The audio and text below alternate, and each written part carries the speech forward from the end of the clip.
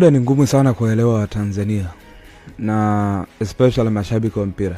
Yaani ukiwaelewa hao inawezekana umemaliza dunia tunasema. Kwa sababu mashabiki wa Simba kuna kipindi walikubali kwamba timu yao inajengwa na hawataki pressure yoyote ya matokeo. Lakini hapa mwishoni wamekuja kubadilika kabisa, wanasema wachezaji walikuwa na uwezo mdogo.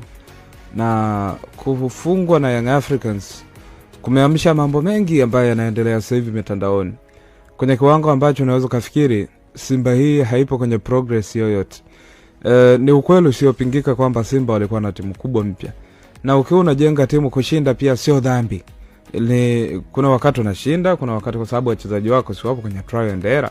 Na katika ujenzi ni lazima kubali hiyo trial and error. Lakini hapa mwishoni wamekuja kugeuka.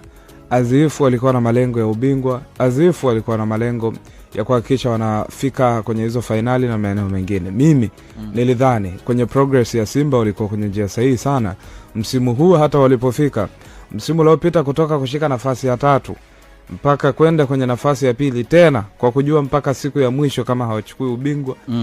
That was a big move kwangu. Nafikiri tu